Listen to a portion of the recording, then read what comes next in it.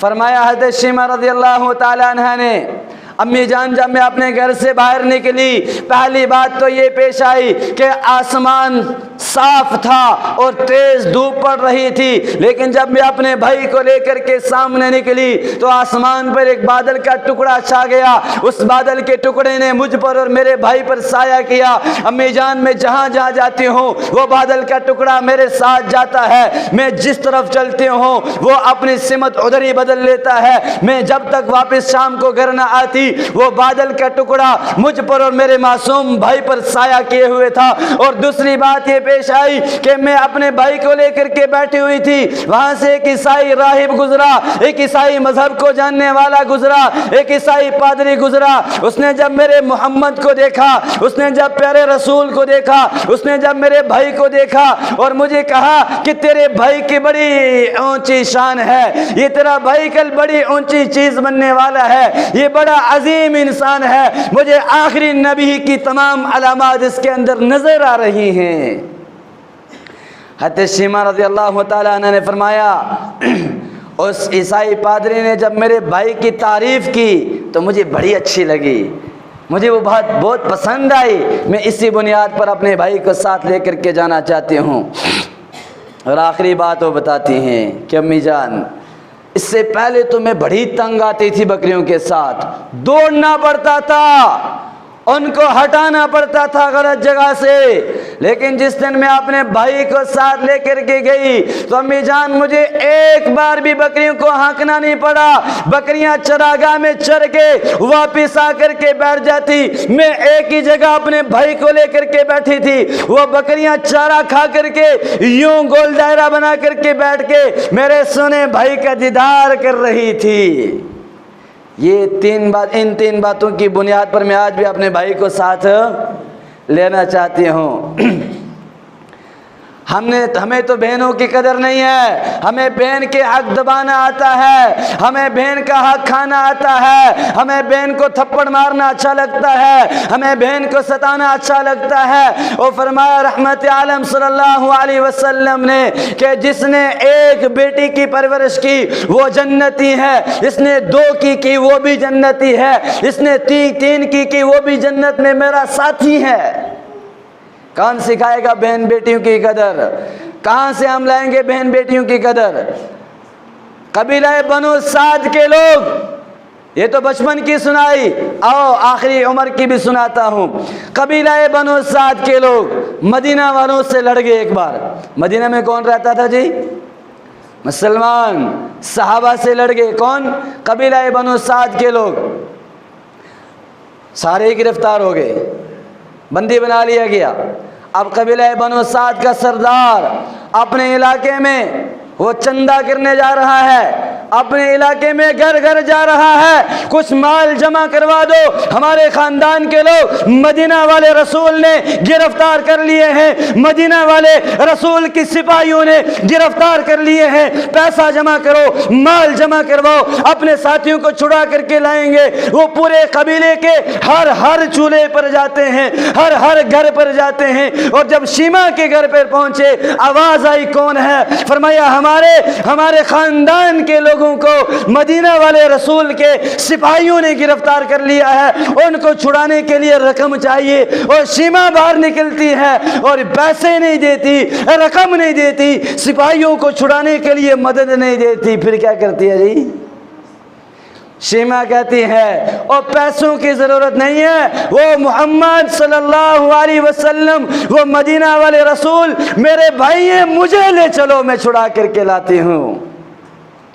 جب حضرت شیمہ کو لے کر کے قبیلہ بنو سعد کا سردار مدینہ پہنچتا ہے نا، رحمت عالم صلی اللہ علیہ وسلم اٹھ کر کے استقبال کرتے ہیں اپنے بہن کا، اور کملی والے اپنی چادر کو بچھاتے ہیں اور بہن کو اس کے اوپر بٹھاتے ہیں اور آواز دیتے ہیں بلال، طلحہ، ابو بکر، عمر رضی اللہ تعالیٰ عنہم، اور سارے آ جاؤ، دیکھتے نہیں یہ کون آیا ہے؟ وہ محمد کی بہن آئی ہے۔ وہ بلال چلا جا بازار میں، وہاں سے چادریں خرید کے لیا، وہاں سے سوٹ خرید کے لیا، وہاں سے بوٹ خرید کے لیا، وہاں سے چپلیں خرید کے لیا، اور میں جاتے ہوئے اپنی بہن کو ہدیہ دوں گا۔ اور صحابہ صحابہ کرام سے عرض کیا، رسول اللہ صلی اللہ علیہ وسلم نے صحابہ کرام سے فرمایا میرے صحابہ اور بنو سعد کے سب لوگوں کو چھوڑ دو، ان کا مال بھی واپس دے دو، ان کو ہدیہ دے کے بھی بھیجو، اور دیکھتے نہیں ہو اور محمد کی بہن آئی ہے ان کی سفارش کرنے کے لیے۔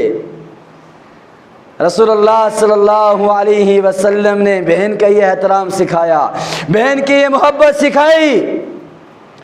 اللہ کے رسول صلی اللہ علیہ وسلم نے انسانوں کے دلوں کو جوڑا ہے، توڑا نہیں ہے، میری اور آپ کی طرح۔ ایک مرتبہ مدینہ میں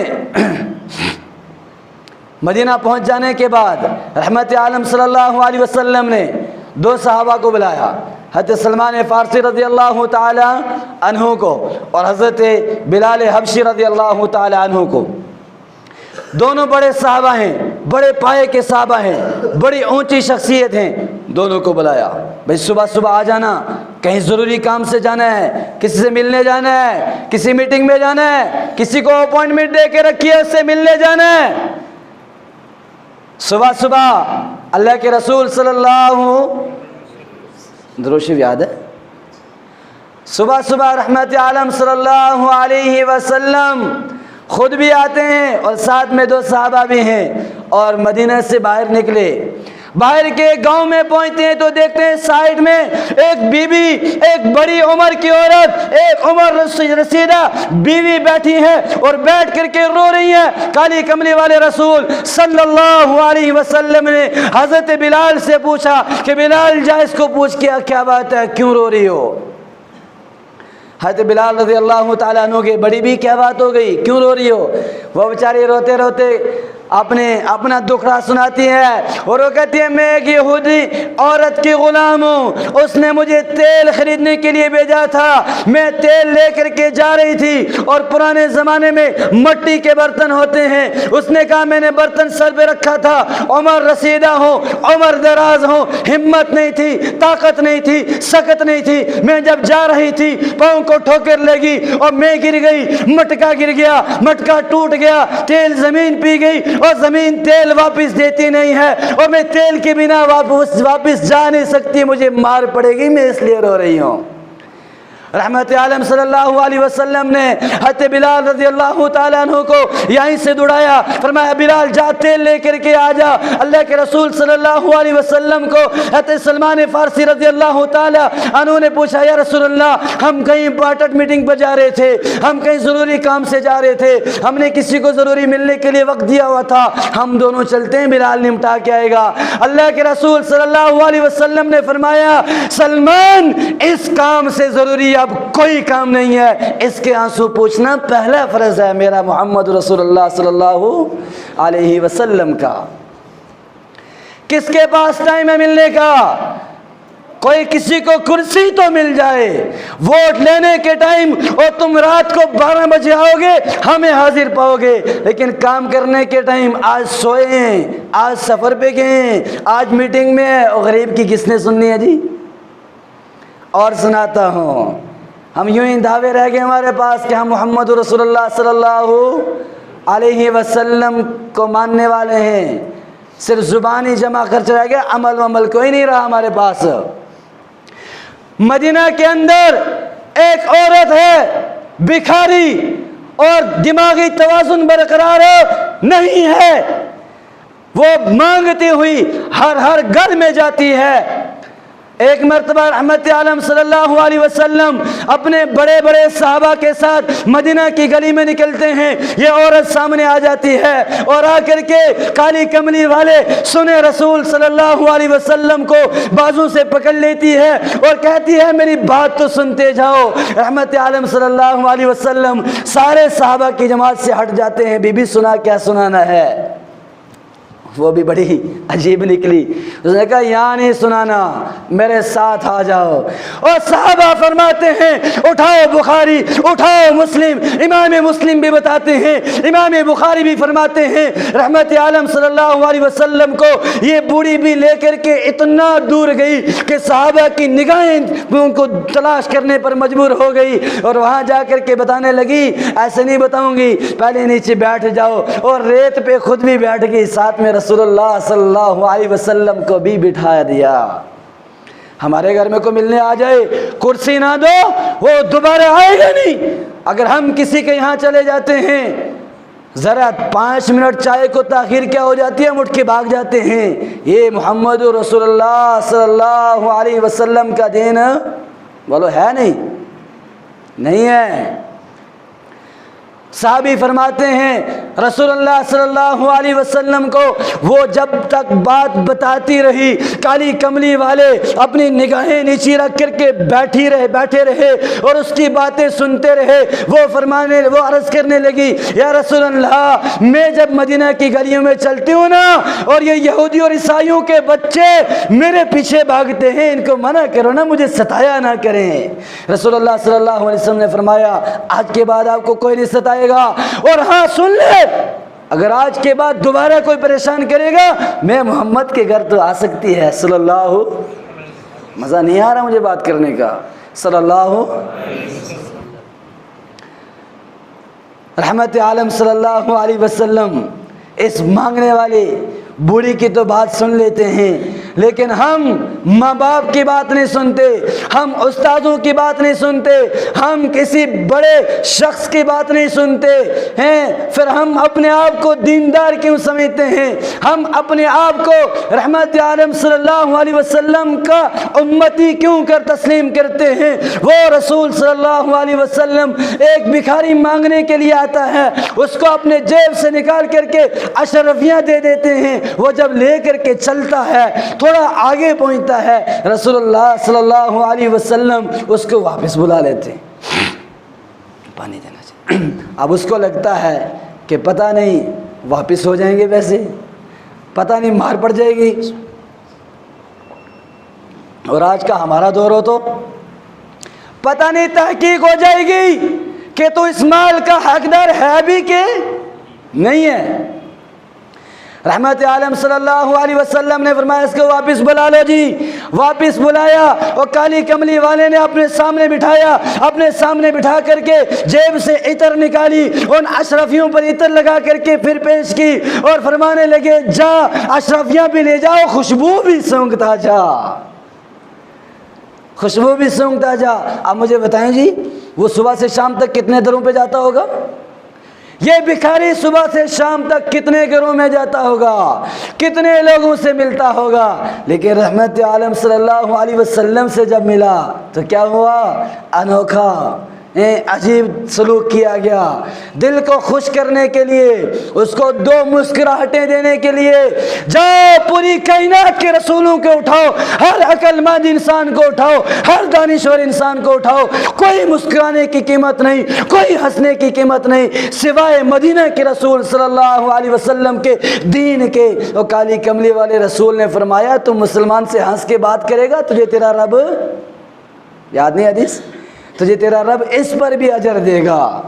رحمت عالم صلی اللہ علیہ وسلم نے فرمایا مسکرا کر بات کرنے پر بھی اللہ اس پر بھی کیا کرے گا؟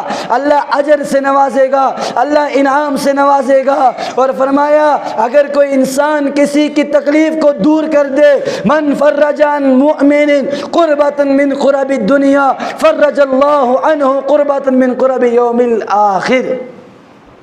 فرمایا کالی کملی والے رسول صلی اللہ علیہ وسلم نے جو ایمان والا کسی دوسرے ایمان والے کی پریشانی کو دور کرے گا, جو کسی کا بوجھ اپنے کندھے پہ اٹھا لے گا, جو کسی کے گناہوں پہ پردہ ڈال لے گا, جو کسی کی پریشانی کو دور کرے گا, جو کسی کے دکھ میں اس کے ساتھ شامل ہو جائے گا, فرمایا رسول اللہ صلی اللہ علیہ وسلم نے رب العالمین قیامت میں اس کی پریشانی کو اس سے دور کر دیں گے.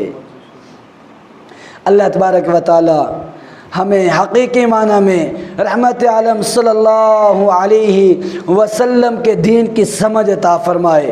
اللہ کے رسول صلی اللہ علیہ وسلم کا امت کے نام کیا پیغام تھا؟ آخری بات پیش کر کے اپنی بات کو ختم کرتا ہوں. ہر